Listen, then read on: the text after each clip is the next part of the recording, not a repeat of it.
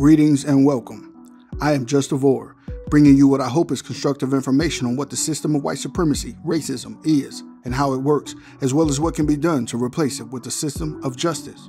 In this video, we interviewed Mr. Ishma Valenti, an activist and youth coordinator and a victim of racism.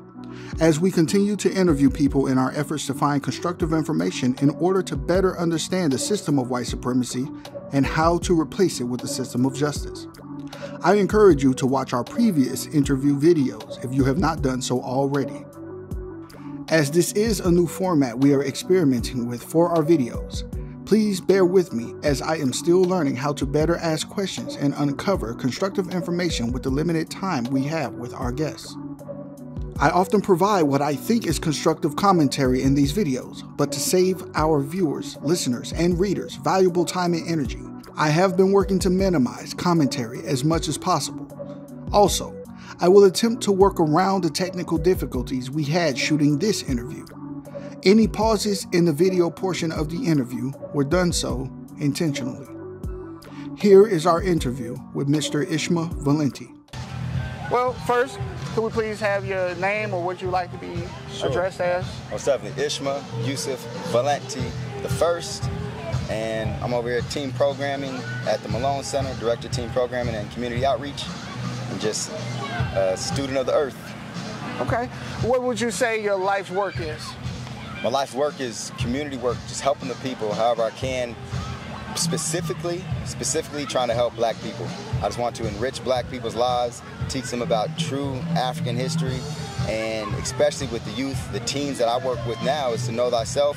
But in total, I just want the community to understand and know that black people come from greatness. So I hope that when I die, that's my legacy, is people say he was teaching black people to know their greatness. We recognize that words are important, and it would be very important to start out with an accurate definition of words and terms that we're using. The definition we use for racism, white supremacy, is a global system of people who classify themselves as white and who are dedicated to the mistreatment and subjugation of all those they have classified as not white. Is that definition, well, would you say such a system exists, and is that definition the most accurate? I'd say 100% that system exists, has existed since at least, I want to say 1313 or so in history, as far as my research goes, and the teachers that I've learned from, and 100% that it exists, and that is the considerable goal and intentful goal of those white people that practice white supremacy and the racist structure of the world. When it comes to groups of people, which group would you say has the most power? As in power structure, not, and this isn't demographically the group that's the largest, but the group that right now I think has the most power, that is in control of most of the systems in the world, is definitely the white supremacist system. So you say the racist white people have the most power. Although I just like to clarify that, of course, they are in the minority in the world. And so by default, if all the other groups and peoples in the world understood their potential power, then of course the potential for power is not with the racist white system. The potential for power is with the black and brown peoples of the world. Which group would you say is the smartest group on the planet? Smartest group on the planet? So I just want to clarify. Smartest for evil and smartest for good intentions, I think are split. So I think the smartest people on the planet that use those smarts, that cleverness for good intentions, are the African people. I've been to Africa twice. I've seen the amazing constructs and the things that they do in their communities, and I've been on the east side, I've been on the north side, and so I've seen the beautifulness and the pure brilliance of black people in Africa. I've seen the pure brilliance of black people here in America through my travels as well. Now, that being said, the smartest that we see usually on a total scale is cleverness or smartness used for evil or used for oppression. And I would say that white people have done that the best. White systematically in the system of racism has done that the best. And that's why we still have this power structure of white supremacy that rules the world, is because they use their cleverness for evil. Meanwhile, black people, by, I think, definition and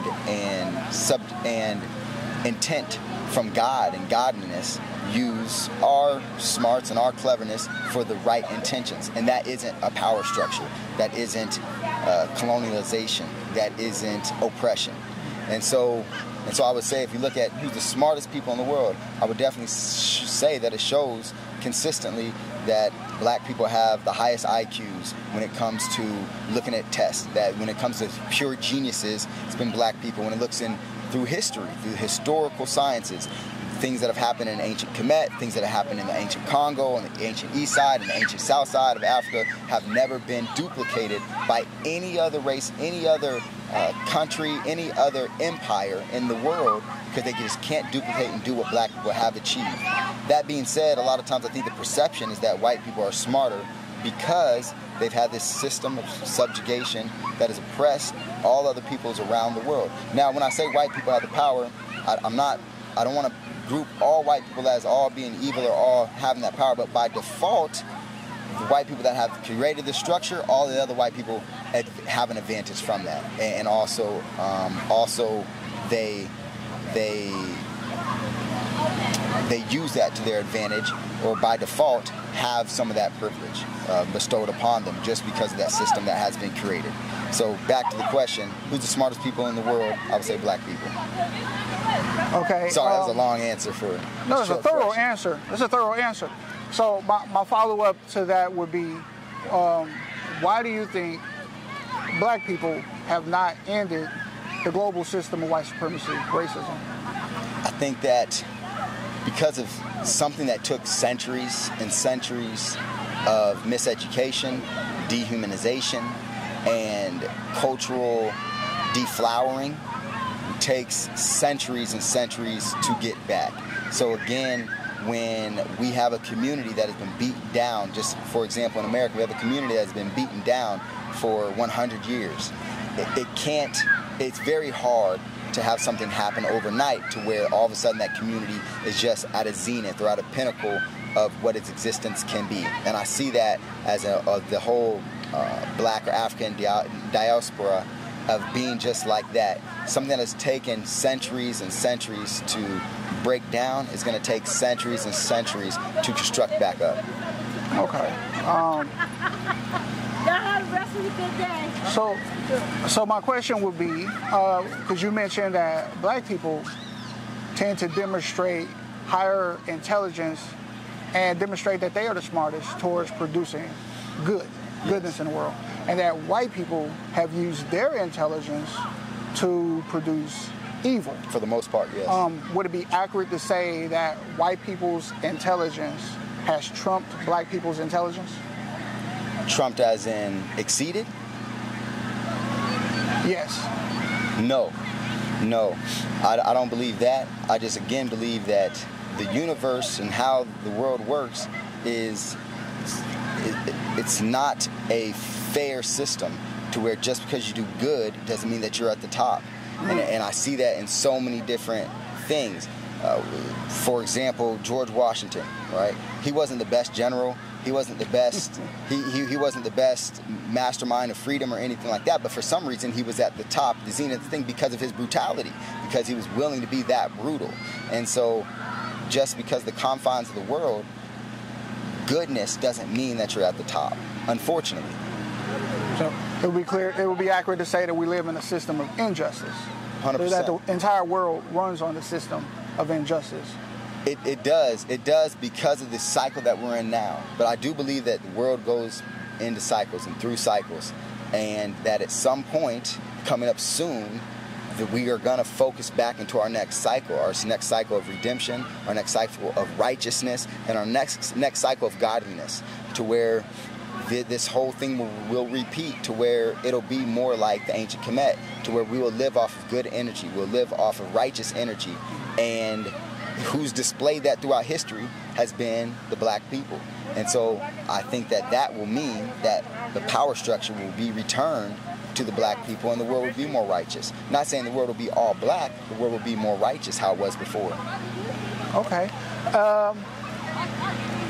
With white people and their level of intelligence, they've shown a great deal of, I should say smarts, rather than just intelligence. Their ability to create this system and maintain it no matter what non-white people have attempted to do to end the system.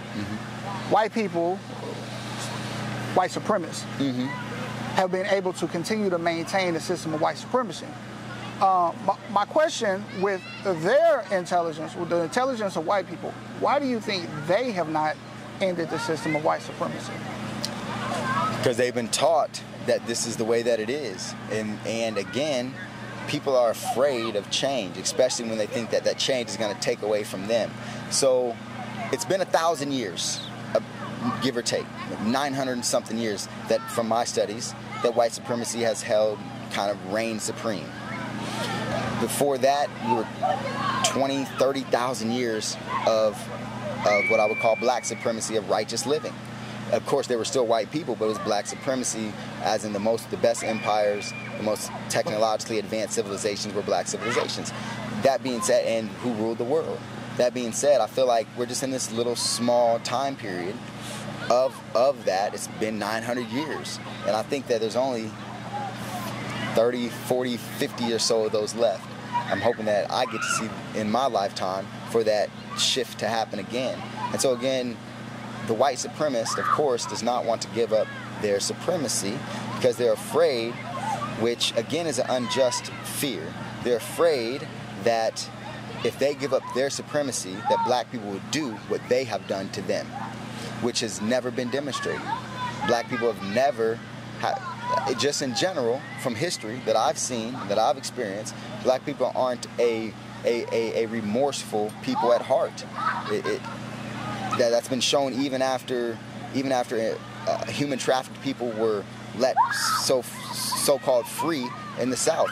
They didn't just go and murder every single human trafficker, you see. So again, the white supremacist is afraid of losing their power because they are afraid that black people will do what they have done to them, even though there's no evidence for that. You familiar with the work of Dr. Francis Cress Welsing? No, you're going to have to help me out. Dr. Francis Cress Welsing was a third-generation physician and a general and child psychiatrist. Okay. She was also the author behind the book called the ISIS Papers. Okay. It was a collection of papers she had written throughout her early academic career as a psychiatrist and as a professor. She taught at Howard for a number of years. Okay. The first paper that she wrote in the ISIS Papers was called The Cress Theory of Color Confrontation, where she basically studied white people as a group to understand why they may have felt the need to practice white supremacy racism. And what she narrowed it down to was a fear of genetic annihilation. What Dr. Francis Cress Welsing had theorized was that white people practice racism due to a fear of genetic annihilation, and that the most pressure is reserved and put on people classified as black because we have the greatest genetic potential to replace white people off the planet through our genetics. Sure. Do you think that that assessment is an accurate assessment for the reason why white people practice racism? I definitely think that it can be and is a part of. We see that all the time with laws against integration, laws against interracial marriages, laws against interracial even relationships. Even before, as we've seen with Jim Crow laws, black people weren't even supposed to look at a white woman and vice versa. No, excuse me, not vice versa, because a white man could always do something to a black woman, unfortunately. Or black male. Yes, sir. That being said, I do think that in general, when we look again throughout history, that when black people are at the zenith, at the power zenith, they have really truly no interest in the white people. They only have interest in themselves. And I would just say that we've seen that through our greatest civilizations. They weren't a mixed civilization. I mean, I'm just saying from the history that I've studied, when you look at ancient Kemet, those weren't a bunch of people that look like me. Those are people that look like South Sudanese people because they're proud of their people, found attractiveness in their people, and again, I'm not hating on interracial marriage. I'm not hating on interracial relationships. I'm in an interracial relationship myself. I'm from an interracial. I was made out of an interracial relationship. That being said, of course, I walk around as a black man. That being said, also, but throughout history, just from what we see, different pockets of Africa, and Africans have all different types of shades and things, because the genetic capabilities from a black person are so varied, of course. But in those certain ways, how you doing, Queen? It's good to see you. But in those certain areas, we see that point blank, those African people and black people, when they're at a supreme or a zenith of their culture and capability and civilization, they have no interest in white folks. So I don't think white folks, if I could speak to white folks, you don't have to be afraid of it, because once black supremacy reigns again, black people just aren't interested in you. And you can be up, you know, in the north doing your thing with each other in your places. My experience is that, well, my assessment is that white people can end this system overnight. They can end it right now if they wanted to. I mean, we watched with COVID how everything shifted towards this problem that spread throughout the world, and how every government around the world made it their focus to solve this problem. Sure. There was conflicts that were happening during that time, a lot of great conflicts, but the world was geared towards finding a solution to this problem. If they do the same thing with racism and white supremacy, that problem would be done real quick. It would. It'd be over. It would. And I'd just like to point out, they created a fake problem to solve. On top of that, so just to your point, they could do away with it just like that, because this is a real problem that actually exists. They created a problem to solve, to make more money, to continue their system of white supremacy, to continue their depopulation scheme, and of course who they wanted to give poisons to first to make sure it's most accessible to was black people. Because I truly believe, well, I also had the advantage of having 2 MDs on my film team's payroll that were able to get all of the vaccine and switch into the vaccine and to the COVID vaccine per se. They were able to get all of the data from all the vaccine trials from the 3 largest drug makers and of that vaccine. And we were able to see the test trials and to see how much more dangerous it was just for black people. And these MDs were skeptics against vaccine hesitancy is what I mean. They were fooled with the vaccine push. And after actually just having the time, which we paid them to do, to read all through the things and give us the summaries, to read through all the test trials, which most people don't have the luxury of doing because we live lives and we just don't have 50 hours a week to do that, they were able to see the dangers, not only that the whole vaccine rollout was for the world, but how the whole vaccine rollout was specifically to black people. And that's not just with the COVID vaccine, but it's with all the other poisons that they pump to the black people in general as well, whether it's, of course, whether it's the MMR, the HPV, which is the most dangerous, the hepatitis B that they give black babies at birth. All those are more dangerous to black people than they are even to white people. So again, a more depopulation thing. But I know we have a quick time. Yeah. What else we got? I'd like to thank my young 13-year-old assistant who has been doing her best to work with the new equipment during this interview. I think she did an excellent job under the circumstances. Who do you think is the most confused about the system of white supremacy, racism, and how it works? White people or non-white people? Liberal white people. I think liberal white people are the most confused. I think liberal white people think that they're helping the world and helping black people when they are playing into the poker hand the most and doing the most harm. So, for example, I think how Brother Malcolm said, right, I always would rather know the wolf rather than having the wolf in sheep's clothing. I believe that the liberal white American is the most dangerous to the black existence. For example, they push abortion the hardest. They push vaccines the hardest. They push the narrative of black inferiority the hardest. And they do this through the Black History Month. They do this through the legislation that they push and that they fund. They do this through their foundations. And so the white conservative or the white racist, he mainly wants separation, which a lot of times do black folks a lot of good, in my opinion. Okay, and again, I'm not a segregationalist, but I see even the downfalls of what integration had in our history for black people. That being said, I definitely think that the white liberal plays into the hand of white supremacy the strongest and is most confused by it because they think that they're actually helping black people. Okay. Can you give me some because you just named quite a few things that they do that white liberals, white so-called liberals, do that is harmful to non-white people, especially black people. Yeah. Could you give me some examples of how they're confused? Sure thing. So when white uber liberals say that we're trying to give women and black women especially reproductive health care, what that means is since 1976, 20 million black babies aborted. That's what that means. So that means that we are 40 million strong right now in America. We could be 60 million strong. That's at a low conservative estimate. Really, we could be 70 to 80 million strong. That means a whole lot more votes, a whole lot more political power, a whole lot more community power, a whole lot more numbers. It's always a numbers game. That means when they say that we are giving them more choice, again, that means that black women being 8% of the population to 7% of the population in America having 46% of the abortions. That's what those things mean. Those are specific things that they're pushing that they are confused about with the narrative. When they push and say Black History Month and they continue to give us the same figures. Now, don't get me wrong. I love and cherish a brother like Martin Luther King Jr. I love and cherish people like Frederick Douglass. I love and cherish people like Harriet Tubman. But the examples of people that they give for Black history are always those that were in an inferior position, are always those that were fighting out of an inferior position, never those that started at a superior position. They never talk about the Mansa Musas. They never talk about anybody else in African history.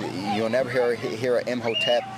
You will never hear anyone that has actually came from a superior starting point to bring black relevance to people. Instead, it's always the inferiority complex. And so those are just two examples of again, specifically how the white liberal is confused and continues to confuse the community and black people. Okay. And themselves. Well, because for me, it's like the statistics that you mentioned, the information that you mentioned about the numbers of black babies who've been aborted, they have this information.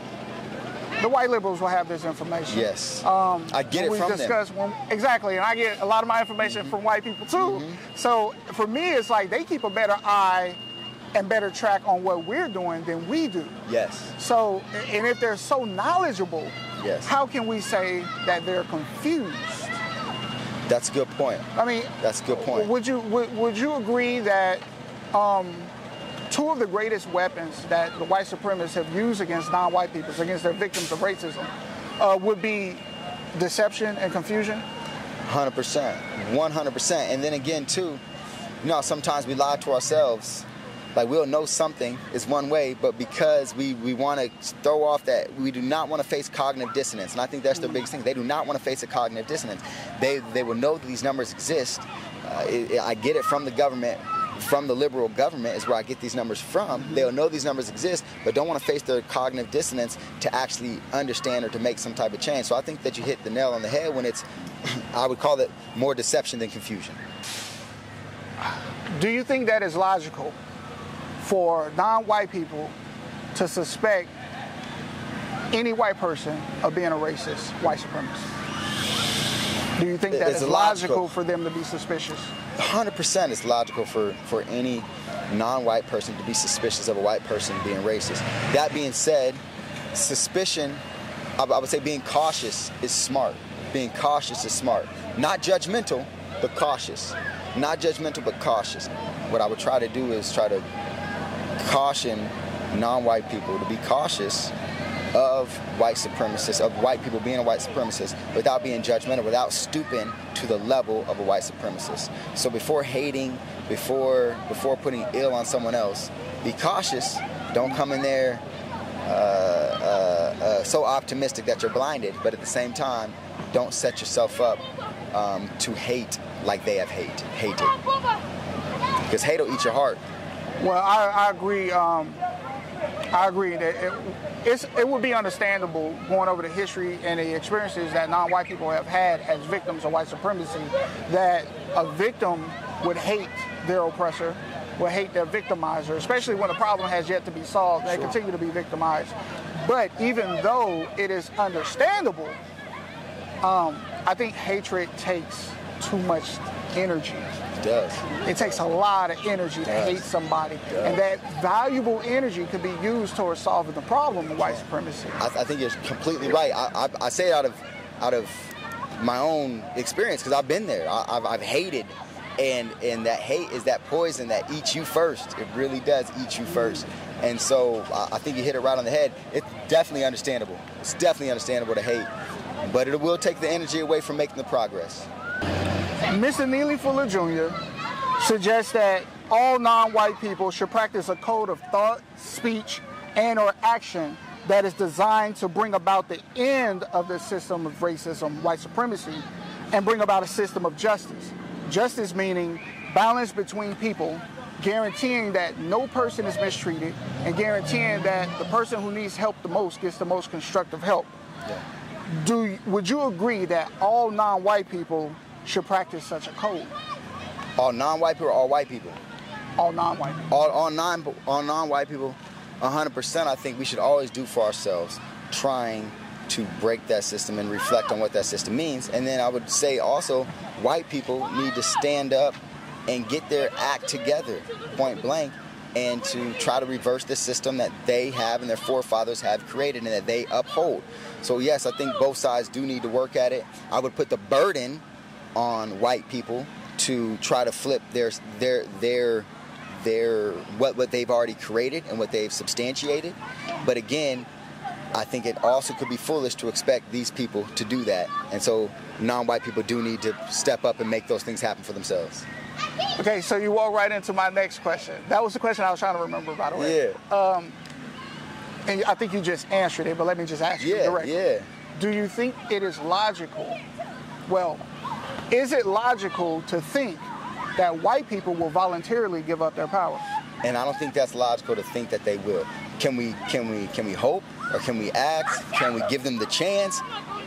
The chance is out there, right? It's been given. It's been happening. Not to say that some white people don't genuinely want that and work towards it, because I do see those people that genuinely want that and work towards it.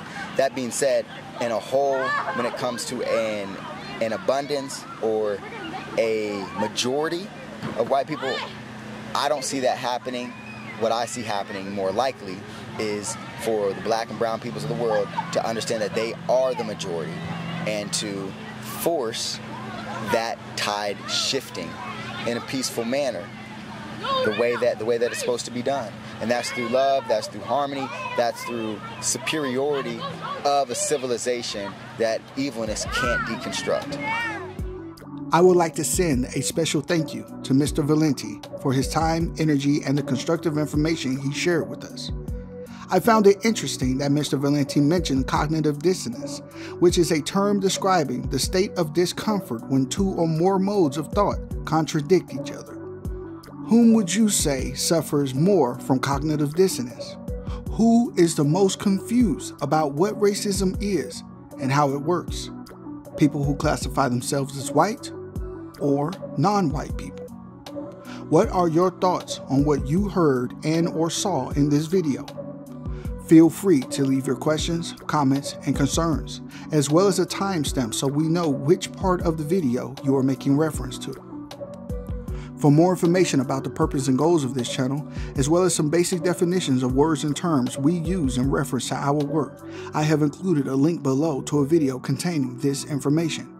If you would like an even better understanding of the code and how it works, please visit producejustice.com to order the United Independent Compensatory Code System Concept by Mr. Neely Fuller Jr. There are many constructive suggestions for ending the system of white supremacy, and Mr. Fuller's code book and its word guide act as guides to getting and keeping on code. If you feel this content is constructive and worth your time and energy, please subscribe and share to support the making of more content in the future. Much appreciation for all the VORs already subscribed. I am JustaVOR, and I am still learning. Thank you for watching. Until next time. Let me say something that gets to the very crux of the matter, and this may be offensive for some to hear who are not on the side that we're on. White people, we have been the problem for 400 years. Say that again. Let me say it one more time for those of you who didn't hear me. White